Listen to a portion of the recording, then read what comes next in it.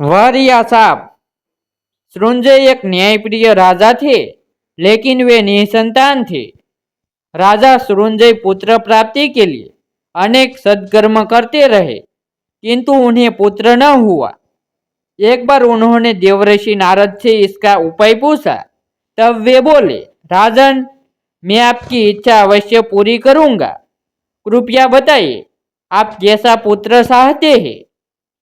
नारद जी की बात सुनकर सृंजय के मन में लालच उत्पन्न हो गया।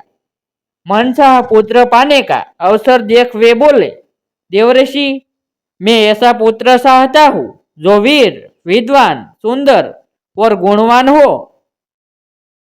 साथ ही वह जो मल, मूत्र और थूक त्यागे, वह सवर्ण का हो। देवर्षि नारद ने उन्हें इच्छित वर दे दिया।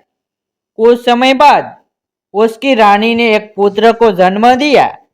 उसका नाम सुवर्ण षष्ठी रखा गया। वह राजा की इच्छा के अनुरूप ही था।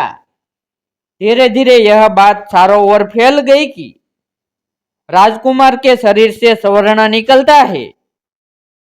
यह खबर चोरों को भी ज्ञात हुई तो उन्होंने राजकुमार का अपहरण कर लिया, किंतु उसे जंगल में अधिक दिनों तक नहीं छिपाया जा सकता था।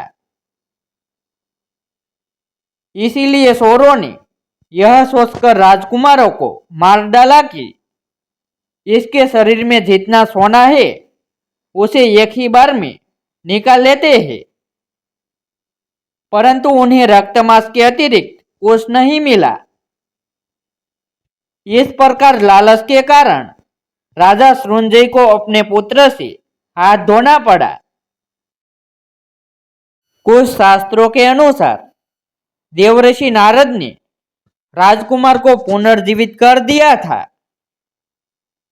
ऐसे ही नए नए वीडियो देखने के लिए हमारे YouTube चैनल सब्सक्राइब करें, वीडियो को लाइक करें और शेयर करें।